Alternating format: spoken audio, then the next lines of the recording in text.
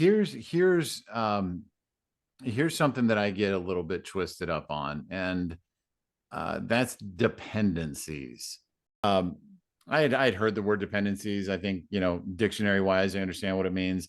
We have a massive template in our project tool, which happens to be Movilla, and I got real excited about dependencies. We've got like 800 things on this project, so I'm like, yeah, we should do this before we do that, and we can't do that before this. And I just got lost. I got absolutely lost and spinning in my head of, is this a dependency? Is it not a dependency? Lewis, is locking in those dependencies critical to awesome projects? I'd say it's critical. So when we get new partners that come in, what we talk about and work through is on every single ticket or task, whatever you call it, you should have three things: dependencies, durations, and work estimates.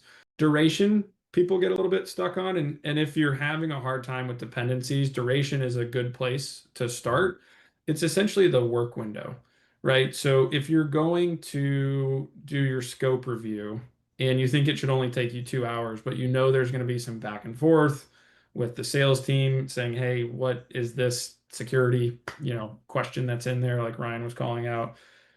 You give yourself a period of time to get that done, whether it's 1 day, 2 day, 3 day, 4 day, 5 day, but that is really what influences the overall timeline of the project and then ultimately get you to those due dates. So, and that's what we see a lot is people will come in and like, I've sold a 10, 20, 30 hour project and it takes me 3, 4 months to finish it. Why is it taking me so long to get this project pushed through and recognize the revenue and the margin and the cash flow and all that important stuff? So if you have a hard time with duration, with dependencies, start with those durations and give yourself those work windows. And then durations, I do call it critical, right? But essentially, to look at it more simplistic is you can't install something until you configure it, right? And if you have that as two separate tasks, your configure is your predecessor for your install. They'll be like, yeah, well, I can't put that many tickets out there because my engineers will just grab them and start working them and they'll get done out of order. But it is a little bit of a mindset